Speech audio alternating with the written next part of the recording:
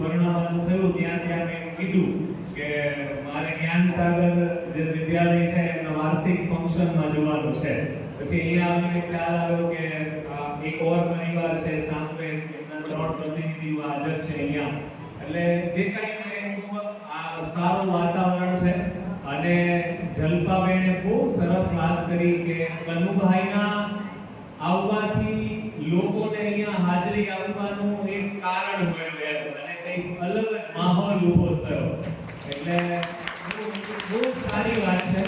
અને મારે કંઈ જ બીજું કહેવું નથી, મારે એટલું જ કહેવું છે કે કનુભાઈ જેવું એક વ્યક્તિત્વ તમારા પંથકને, એના સમાજના બેઠા હોય તો એને એમ કહેવું છે કે તમારા સમાજને, તમારા વિસ્તારને એક આવું વ્યક્તિત્વ મળ્યું છે.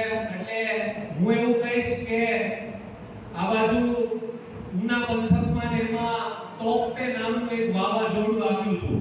અને અત્યારે ત્યાં જઈને પૂછીએ ને કે કેવું હતું વાવાઝોડું, તો એ લોકો એમ કહે છે કે પટારામાં બેસવાની સ્થિતિ આવી હતી, બંધ બાથરૂમમાં બેસવું પડ્યું હતું, એવી મજબૂત ઓરડીમાં અમારે બેસવું પડ્યું હતું, ત્યારે અમે બચ્યા છીએ. તો હું એવું કહું કે એ વાવાઝોડામાં એ લોકોને કોણે બચાવ્યા, તો કે એ આ પ્રકારના માધ્યમોએ બચાવ્યા વાવાઝોડાની અંદર. તો એ એક ભૌગોલિક વાવાઝોડું હતું, વાતાવરણને આધીન. અને આજે 21મી સદીમાં એક એવું કળિયુગનું વાવાઝોડું ફેલાઈ ગયું છે કે જેમાં તમારે તમારા કિશોરાવસ્થા અને યુવા અવસ્થાના બાળકોને સાચવવા એ ભયંકર છે, બહુ જ અઘરા છે.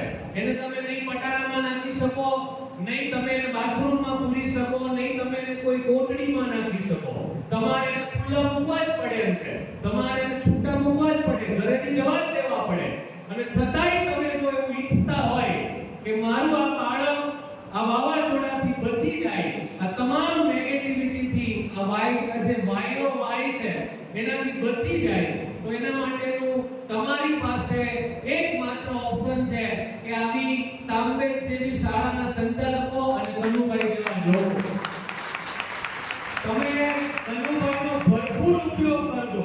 તમે જેટલી શ્રદ્ધાથી, અતિશયોક્તિ લાગે તો મને માફ કરજો, પણ તમે જેટલી શ્રદ્ધાથી તમારા સુરપુરાને મળવા જતા હોય, તમે જેટલી શ્રદ્ધાથી તમારી કુળદેવીના સ્થાનક ઉપર જતા હોય, એટલી જ શ્રદ્ધાથી તમે આ માણસને મળજો.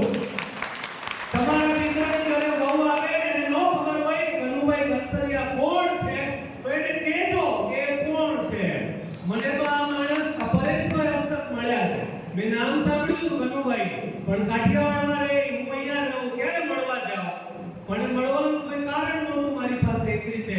પણ પરેશભાઈના ઘરે આવ્યા, એમની સ્કૂલના પ્રોગ્રામમાં હાજરી આપવા આવે, એટલે મને એમ થયું કે મારે એમને મળવું છે. પરેશભાઈ મને બોલાવ્યો, મને મળાવડાવ્યો.